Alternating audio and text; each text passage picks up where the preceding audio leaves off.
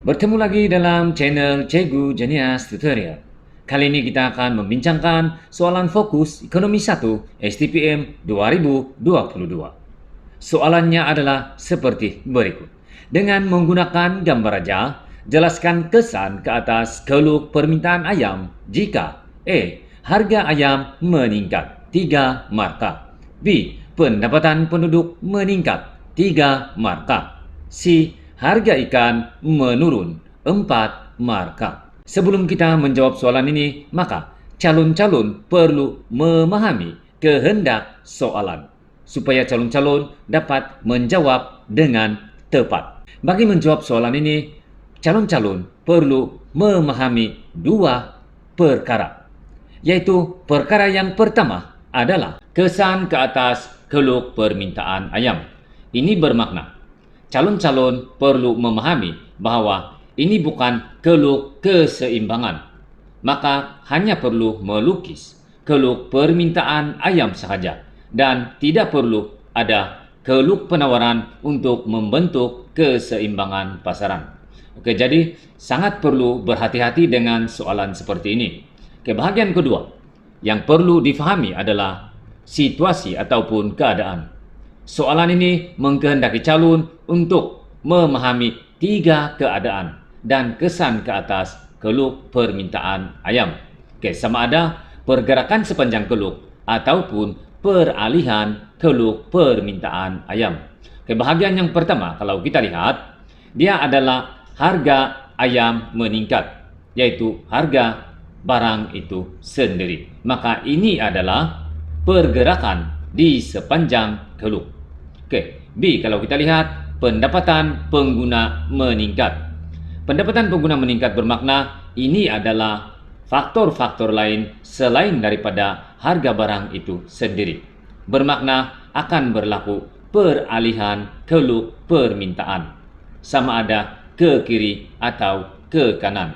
Jadi kalau kita lihat di sana, konsep di sini meningkat bermakna calon perlu mengenal pasti arah manakah peralihan keluk permintaan, sama ada ke kiri atau ke kanan. Okey, dan bahagian ketiga adalah harga ikan menurun.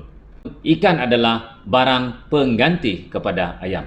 Ini juga adalah faktor-faktor lain selain daripada harga barang itu sendiri.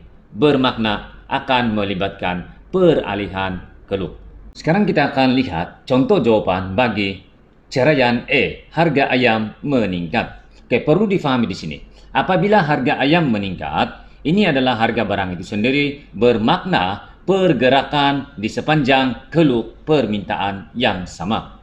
Oleh itu, apabila harga ayam meningkat, maka kesannya adalah kuantiti diminta akan menurun. Ini selaras dengan hukum permintaan yang mengatakan semakin tinggi tingkat harga, semakin rendah kuantiti diminta. Okey, sekarang kita akan lihat contoh jawapan. 1.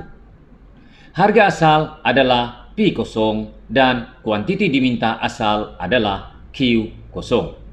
2. Jika harga ayam meningkat dari P0 ke P1, maka kuantiti diminta akan menurun dari Q0 ke Q1. 3. Ini menyebabkan pergerakan di sepanjang keluk permintaan seperti yang ditunjukkan oleh pergerakan dari titik A ke titik B. 4. Ini dikenali sebagai penguncupan permintaan. Sekarang kita akan bincangkan contoh jawapan bagi ceraian B, pendapatan penduduk meningkat. Okey, kalau kita lihat soalan ini adalah faktor-faktor lain selain daripada harga barang itu sendiri. Ini bermakna kalau kita lihat, peningkatan pendapatan penduduk akan menyebabkan kuasa beli penduduk juga meningkat.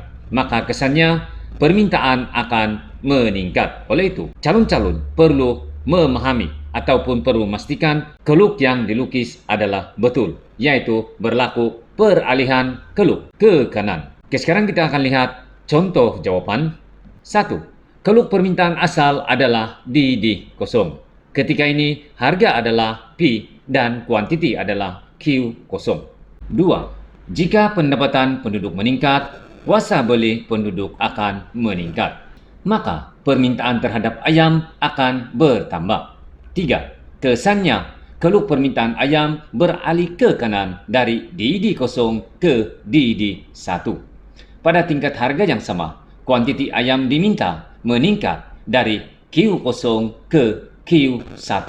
Sekarang kita akan lihat contoh jawapan bagi ceraian C. Harga ikan menurun. Oke, bagi harga ikan menurun, ini juga adalah faktor-faktor lain selain daripada harga barang itu sendiri yang menyebabkan peralihan keluk permintaan. Oleh kerana harga ikan menurun, maka perlu difahami bahawa ikan dan ayam adalah barang pengganti. Oke, sekarang kita akan lihat contoh jawapan.